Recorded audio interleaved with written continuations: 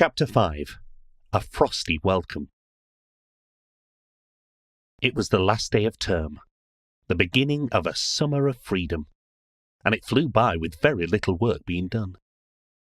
Sam watched the children flow past him in chattering packs, exchanging plans to explore far-flung destinations and enjoy sun-drenched sojourns abroad. His new group of friends were no different. Mullins was heading to Ibiza, again. Flynn Oliver's family were doing South America, the adventure of a lifetime, and no one seemed able to top it. "We're just going back to India again." Sanjay looked crestfallen. "What about you, Van Sant?" Big Col asked. "Off to Africa? Lions, tigers and all that?"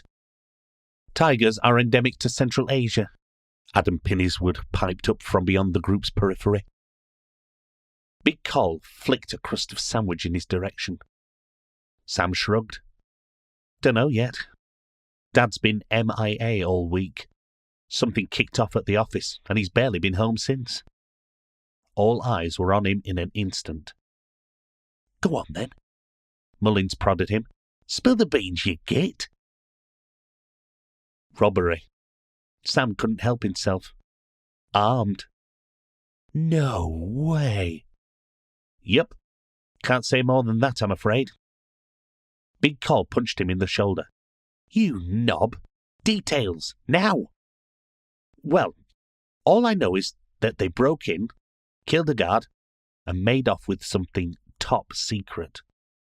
Sam tried not to think of the twisted body on the blood-stained floor. "Whoa. Yep. Serious stuff." The minute hand had marched past 59, and the bell rang, releasing them from the oppressive yoke of learning for 6 glorious weeks.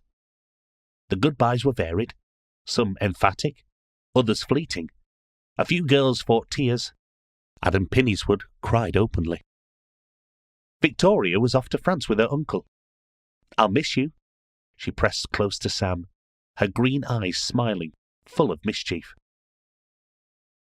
"Of course you will. I'm quite the catch." That earned him a dig in the ribs, then a fleeting kiss before she turned tail. For a moment, the weight of old and new events lifted, and he grinned at her retreating form. Summer. He looked up at the rare blue expanse. It lacked the golden depth of an African sky, but then there was no sickly black smoke either. Sam's scars throbbed. His heart began to pound, and his vision blurred. "Sammy, don't leave me." A hooter beeped, and he looked down, blinking. The twins waved wildly from the car, and Chloe yipped from the boot, snot and saliva splattering all the windows. He smiled, forcing his worries away, and decided it was going to be a great summer. The barbecue popped indecisively, then roared into action. Standing as far from the flames as possible, Sam waved the tongs, his eyes watering.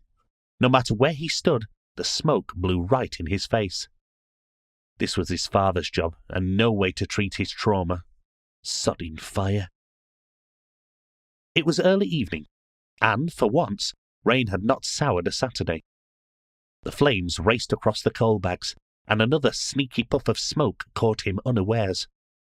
Coughing, Sam retreated, swearing at length. His mother's phone rang, and Chloe barked. "Quiet!" the twins scolded, mimicking their mother as they ran around the garden. His father was at work, again. Sam was certain he was avoiding him.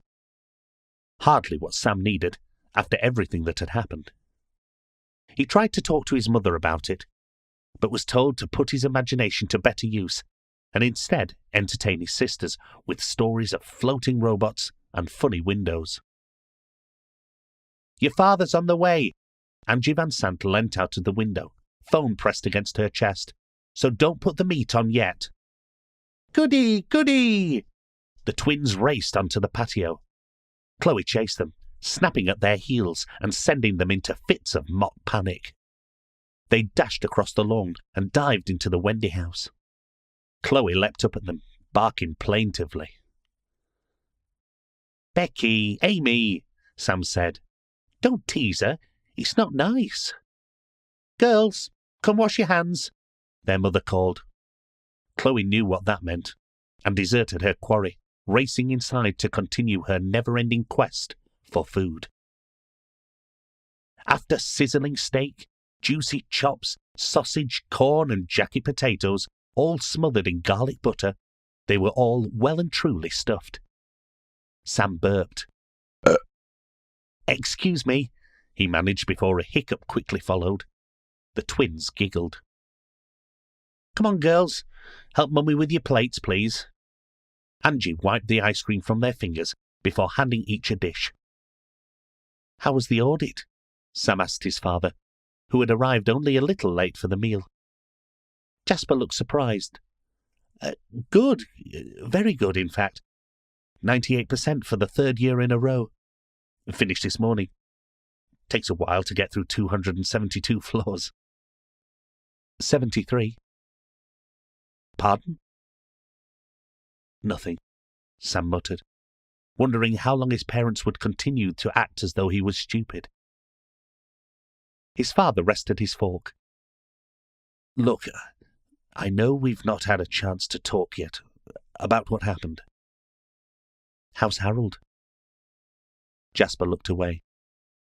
Sam couldn't let the opportunity go. Spilled soup. I guess the book he was reading spontaneously combusted in his lap. Silence. How typical. "Why did you even take me there if you're going to treat me like a child? I thought you worked in some dreary basement, stamping approved or denied on boring patents. But no, there's speed lifts, magic windows, and a flying robot with an inferiority complex. Oh, and did I mention the dead body? Never mind the maniac who attacked me on a level of your office that you and your smarmy boss say doesn't even bloody exist." Sam was standing now, shouting at his father, all his suppressed fear and anxiety boiling to the surface. His mother bundled the gaping twins inside and closed the door. "I'm sorry," Jasper said, staring at the chipped stone paving. "I just wanted you to be proud of me. I saw the way you looked when I got up in front of the class. You were embarrassed, Sam, ashamed that I wasn't a rich executive or a hotshot lawyer. But there's so much you don't know." His voice trailed off, and he shook his head. "I thought a few fancy inventions and a bit of mystery might change things. I had no intention of throwing you into all that.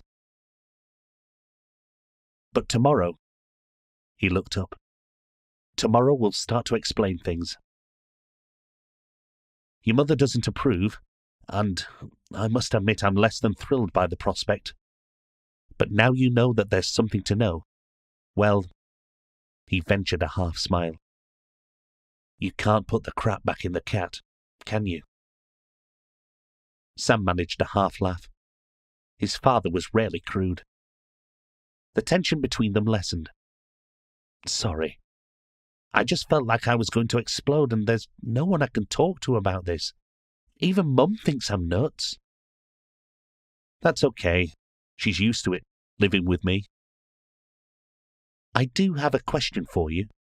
Sam was determined to get at least one answer from his father. Jasper looked wary. "What?" he asked, gathering the remaining plates. "That robot, Flick, said it was self-aware, artificial intelligence."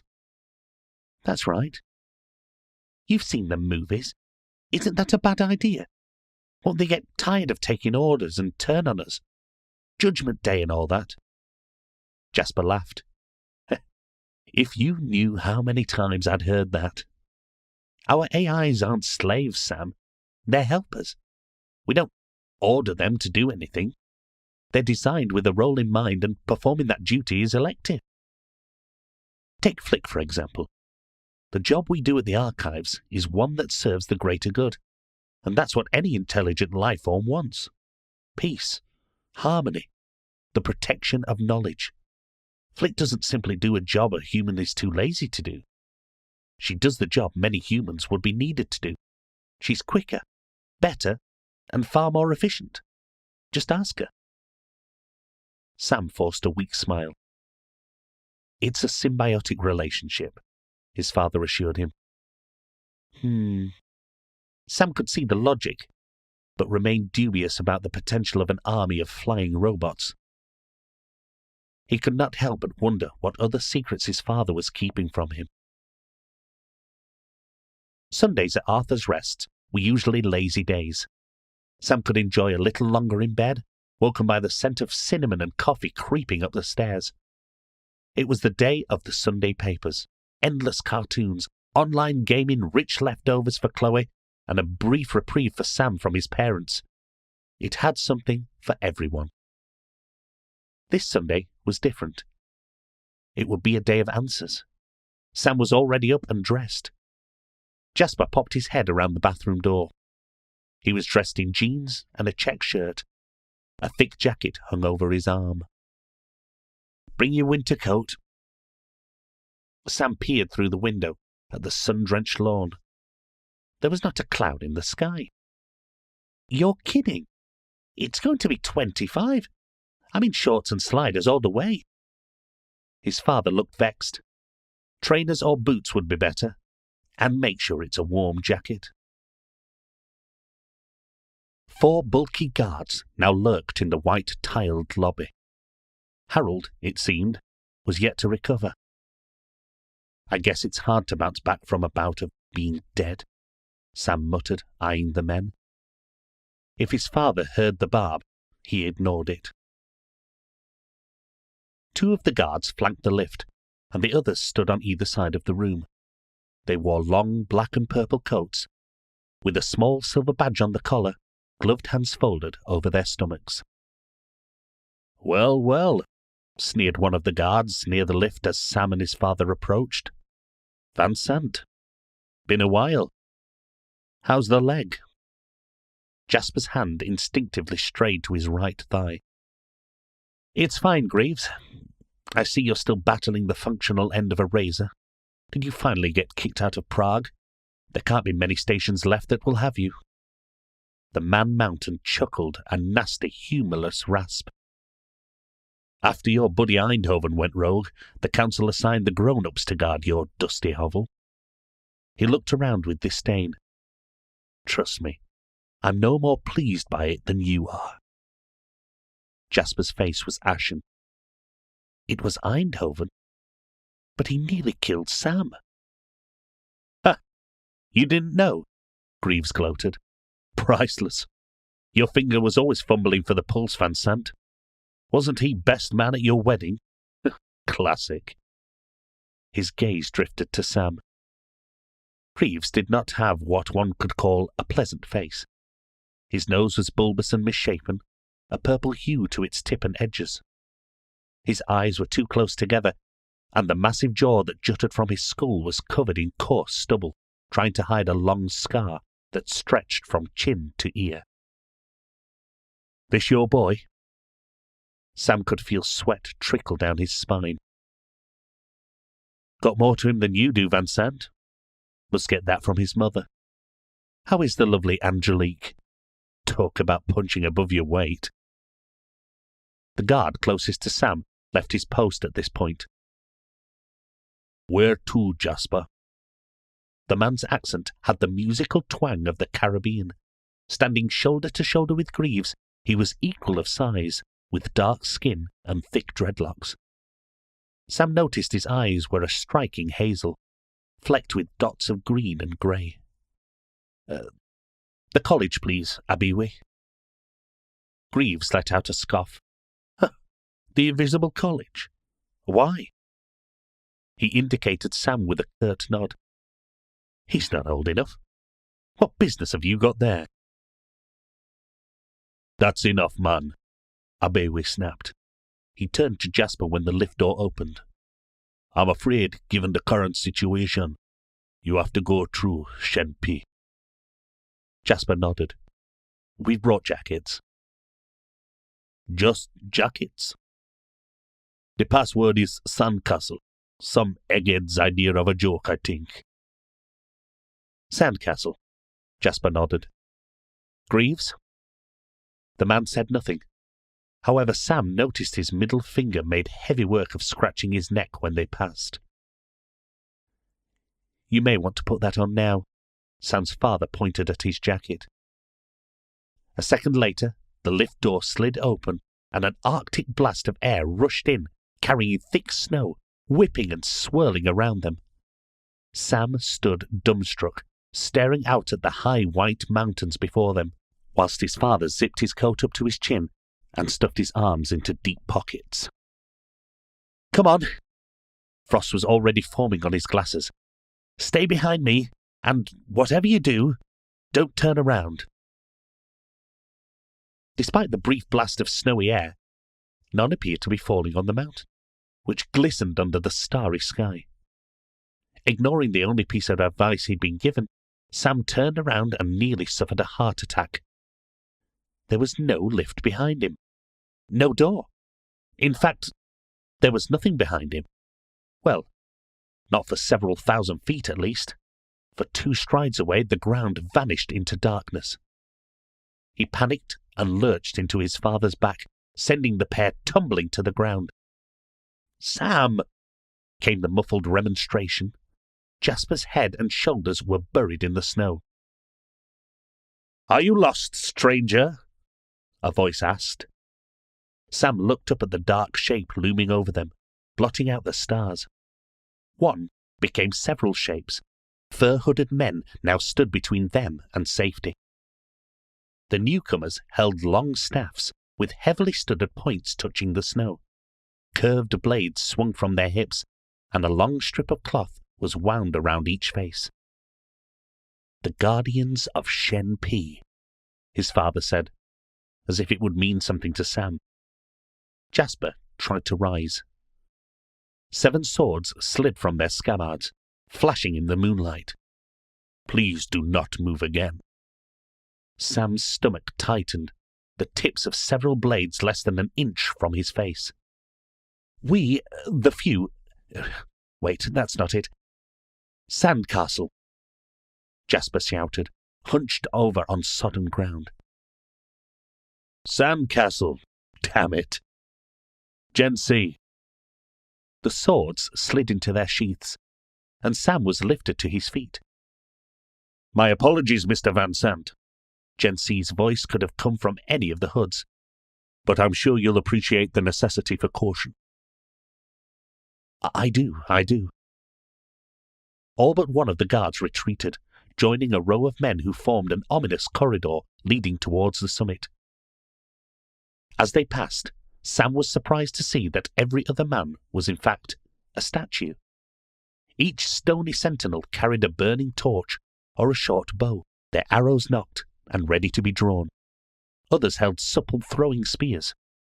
The real warriors were so still, it was hard to tell man from carving. In every direction, the horizon bristled with snow-capped peaks.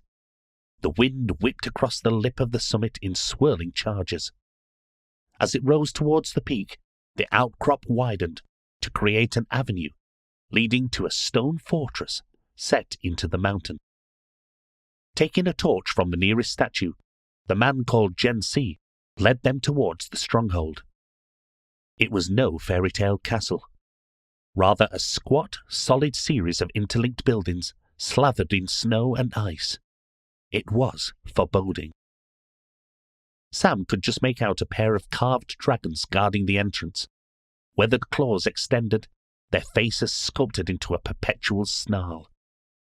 Beyond them, the dark maw of the forecastle awaited. 2 battered wooden doors stood off their hinges, thick drifts piled against them.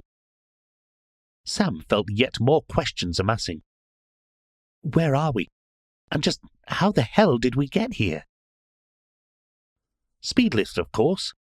Shen Pi is a monastery in the Himalayas. Sam's socks were sodden and squelched with every step. His feet were starting to freeze. It was all getting too much. Dad, my head is about to explode. What is the Invisible College? We're going to the head office, the birthplace of the Royal Society, and so much more before it. But to get there, We have to come here first." "Oh," Sam replied. His toes were almost numb, and the thin air was making him feel light-headed. This adventure was rapidly losing its appeal. They passed the wrecked doors and walked into the still shadows. Sharp slivers of ice hung from the ceiling of a long tunnel, catching the light of the torch. A series of narrow slits were spaced at regular intervals along the walls. "For archers," his father supplied as he noticed Sam's interest. "This is the only way in or out. In the olden days, guards would have sat behind these walls, armed with crossbows and throwing spears." Sam peered into the small voids, imagining malevolent eyes staring back. "What happened to the doors?" "They've always been that way," Gen C said. "They're bait to lure attackers to this tunnel. There's a hidden door that rolls into place, preventing any retreat." Sam swallowed, but said nothing. The corridor narrowed, and the proximity of the walls was oppressive by the time they arrived at the intact door of stained timbers. It was steel-bound and heavily studded. Sam noticed the walls on either side of it were also perforated, although these holes were at floor level. "And what are those for?" "Oil. Vats of pitch could be poured down them, making it very difficult for an enemy that has made it this far to maintain a stable footing." He raised the torch, revealing blackened stone around the door. "It's also flammable." Sam felt a rush of warm air when the door swung in and Gen C led his visitors into the heart of the monastery. Miss Keller was no longer amused. Progress had been too slow and failure rife. The stench of it frustrated her. 3 of her 4 pawns had been removed from the board, the late and far from great Mr. Eindhoven being the most recent. She now had but one tiny seed from which to harvest success, and it was proving a hard nut to crack. Flattery, bribery, blackmail, and extortion, she had applied all without success.